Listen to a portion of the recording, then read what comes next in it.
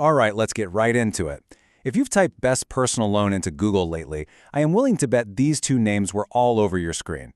And they both make the exact same promise. Hey, we'll find you the lowest rate in just a couple of minutes. But, and this is a big but, what they don't tell you is how they work behind the scenes. And understanding that difference, based on what we found, could potentially save you over $1,000 in interest. So, here's the scene. You're looking to maybe roll some debt together, or maybe you've got a home project you want to fund. You want the best possible deal, you need it pretty fast, and you really want to avoid a massive headache. That's where pretty much everyone starts. You land on these sites, and at first glance, they look almost identical. But underneath that shiny, identical promise is a totally different way of thinking about how to connect you, the borrower, with a lender. And that difference, that is the key to absolutely everything.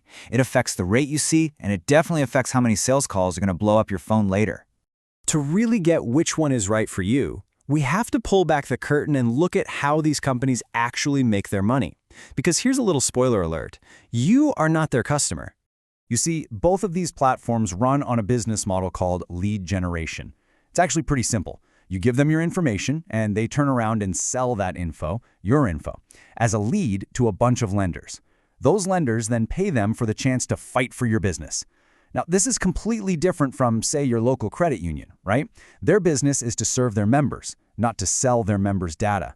The thing you got to remember is that your entire experience on these marketplaces is shaped by how they decide to sell your information. And this is where the two platforms go in completely opposite directions. The best way I can think to describe it is the difference between getting a curated wine list at a fancy restaurant and walking into a chaotic food court.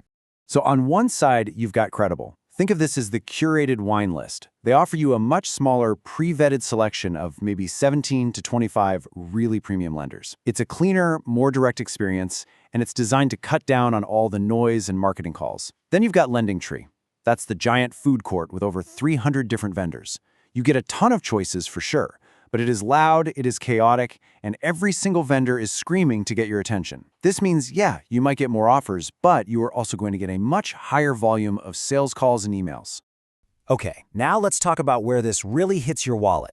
We need to talk about the rate you are shown on the screen versus the rate you actually end up with when you sign the final documents.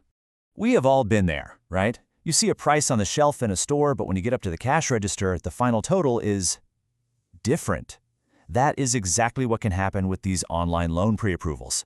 We actually track this, and we call it rate match accuracy. And wow, this chart really shows you the difference. In our analysis, when Credible showed a borrower a rate, the final loan they actually got matched that rate about 89% of the time. LendingTree's accuracy? Well, it was closer to 71%. Now, that 18-point gap is massive. It means that an offer you get from Credible is statistically way more likely to be the real deal. So what does that gap actually mean in real dollars? Well, let's take a pretty typical debt consolidation loan, maybe around $28,000. A surprise rate hike of just 1.9%, which we saw happen, can mean you're paying an extra $1,247 in interest over the life of that loan. Now, of course, your individual results are absolutely going to vary, but that is a real number from our research.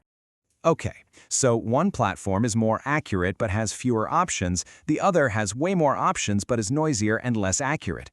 How in the world do you use this to your advantage? Let's build a smarter strategy.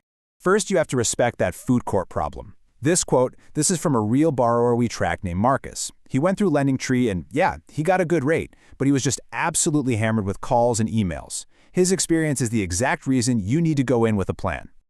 So here it is. We call it the two-platform protocol. It's super simple. Step 1, start on Credible.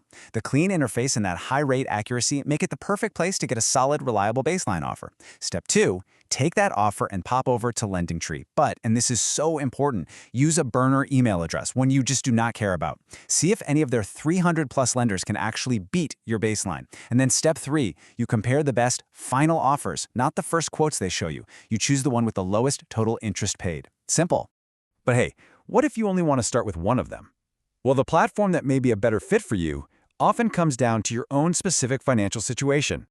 So here's a quick guide to help you decide. Our research suggests that Credible might be a better place to start if you've got a strong credit score, let's say 680 or higher. It's also a powerhouse for student loan refinancing, and it's ideal if you just want to avoid that marketing storm. Now, LendingTree, on the other hand, could be the better choice if your credit is kind of in that fair range, maybe 580 to 650, because their huge network has lenders that specialize in that. They also have a really strong mortgage network, and let's be honest, it's the obvious choice if your only goal is to get the absolute maximum number of offers you possibly can. Okay, so now you know how to play the online game. Let's put all of this together into a final, foolproof shopping plan that actually goes beyond just these two websites. And this brings us to a bit of an uncomfortable truth that the online ads will never tell you. Remember that lead generation business model we talked about? Well, the alternative, your local credit union, operates in a completely different universe. Their goal isn't to sell you, it's to serve you as a member. Which is why more often than you'd think, your absolute best rate might be waiting for you right there in your own neighborhood, not on some website. So here it is, your 7-day plan to shop like a total pro. Day 1, pull your FICO score. Know exactly where you stand. Then go to Credible and get that clean, reliable baseline rate. Day 2, take that rate over to LendingTree, using that burner email, don't forget, and let the food court fight for your business. Day 3, this is the step most people skip, and it's a huge mistake. Call your own bank or, even better, a local credit union. Tell them the best offer you have and ask them straight up, can you beat it? Day 4, you should have your top contenders. Spend just 30 minutes researching them. Check their Better Business Bureau rating. Are they legit? Day 5, it's time. Pull the trigger. Submit the one formal application to the lender you chose. And finally, Day 7, the most critical day of all. Before you sign anything, get that final loan agreement in your hands and confirm every single fee. No surprises.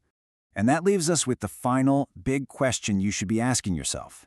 Look, these online marketplaces offer incredible speed and convenience, no doubt about it.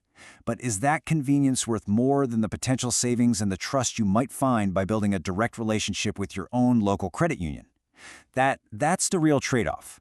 And now, you have a plan to find out your own answer.